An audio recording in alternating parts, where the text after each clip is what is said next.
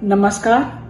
बोलो जिंदगी के पाठक और श्रोतागण का हार्दिक अभिनंदन करती हूँ। मैं विभा रानी श्रीवास्तव मूलतः बिहार निवासी हूँ। दिसंबर 2019 से वर्तमान में सैन होसे कैलिफोर्निया में अपने बच्चों के संग हूँ। इस सिकुड़ती दुनिया में साहित्यकार और साहित्यिक गोष्ठियों के दिशा और दशा पर अपने मंतव्य देने के लिए आज आपके सामने उपस्थित हुई हूँ। पटना में स्थापित लेख मंजूषा, आयाम, बिहार हिंदी साहित्य सम्मेलन, देवशील मेमोरियल, बेंगलोर में स्थापित जीना चाहता हूँ, मरने के बाद, साहित्य संगम, प्रेरणा मंच के संग अन्य कई संस्थाओं की सदस्यता ली हुई हूँ। जब भी जिस शहर में रहना हुआ, हर 2-4 दिन पर किसी न किसी साहित्यिक गोष्ठी में शामिल हो जाना सुनिश्चित रहा।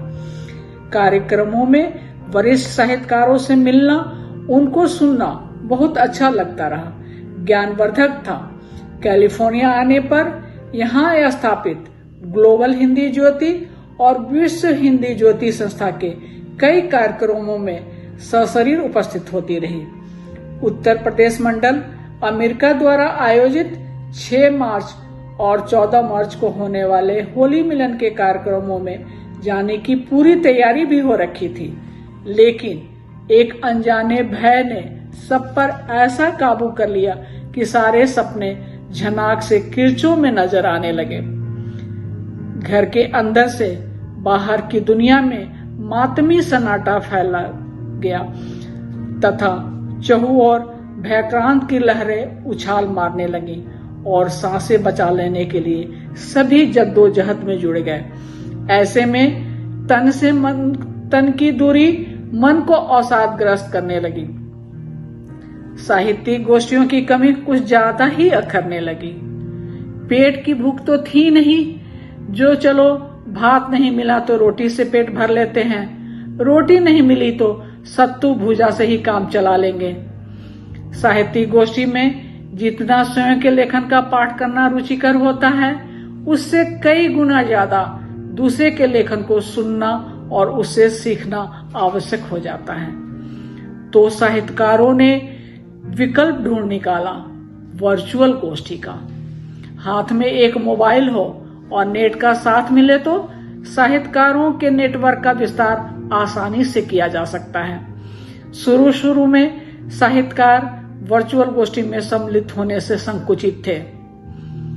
कुछ संस्था अब भी व्हाट्सएप समूह में ऑडियो वीडियो के द्वारा साहित्यिक कार्यक्रम आयोजित कर रही है, तो अधिकतर संस्थाओं में फेसबुक, व्हाट्सएप दुनिया से रिश्तों के अभ्यस्त लोगों के लिए वर्चुअल गोष्ठी सहज और सरल होती गई। इससे कई फायदे हुए कि देश विदेश के साहित्यकारों का एक साथ पाठ होने लगा। वरिष्ठ और नवोदय एक मंच पे दिखने लगे। सभी अपनी अपनी क्षमताओं को मांझने लगे। सशरीर उपस्थित होने वाली गोष्ठियों में तो 2-4 लोग जिन्हें अतिथियों के रूप में आमंत्रण मिला रहता था या जो स्वयं खर्च वहन करने में समर्थ थे, दूसरे शहर या बहुत हुआ तो दूसरे राज्यों के साहित्यकारों से मिलना हो जाता था। दूसरा, आयोजकों का खर्च बचने लगा। बड़े कार्यक्रमों में लाखों का खर्च होता है। साहित्य में राजनीति और बाजार का प्रवेश चिंतनीय होना चाहिए। मुझे तो लगता है जब जनजीवन सामान्य हो जाए और तब भी खर्चों के मद्देनजर को देखते हुए वर्चुअल गोष्ठी ही करना ज्यादा उपयुक्त रहेगी। संतुष्टि के भूख को अनदेखा करने की शक्ति उपजनी चाहिए। मार्च से अभी तक में मैं जिनमें शामिल रही, लेख मंजूषा की कई वर्चुअल गोष्ठी, देवशील मेमोरियल की एक वर्चुअल गोष्ठी, हिंदी मंच बॉस्टन की कई वर्चुअल गोष्ठी हुई, विश्व हिंदी ज्योति की कई वर्चुअल गोष्ठी हुई, जिसमें अभी रविवार 7 जून को लोक साहित्य और लोकगीत पर वर्चुअल गोष्ठी आयोजित थी। कैलिफोर्निया और भारत में 12.5 घंटे का अंतर है। जब कैलिफोर्निया में रविवार 7 जून की शाम 6 बज रहे थे, तो भारत में सोमवार 8 जून की सुबह के 6:30 बज रहे थे। लेकिन साहित्योपचार का ही असर था कि समय के व्यवधान का प्रभाव न वक्ता पर था, न गीतकार पर और न श्रोतागण पर।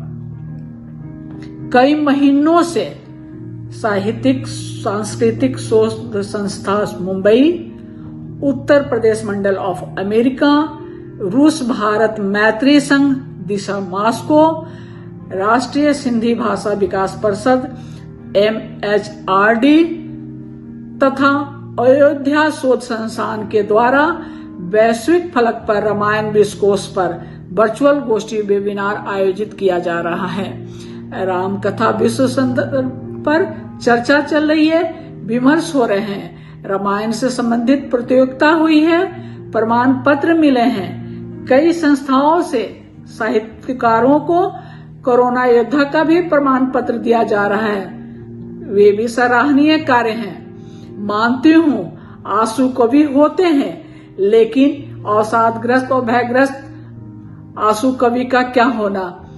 वे तो कलम ही नहीं पढ़ कर सकते हैं। सिकुड़ती दुनिया में वर्चुअल साहित्य गोष्ठी से साहित्यकारों को विशाल नभ प्राप्त हो रहा है। ऐसे किसी वर्चुअल गोष्ठी में आप सभी से भेंट होने की उम्मीद लिए हुए मैं अपनी वाणी को विराम देती हूँ। आप सभी का हार्दिक आभार प्रकट करती हूँ। बहुत बहुत धन्यवाद। जय हिंद, जय हिंद।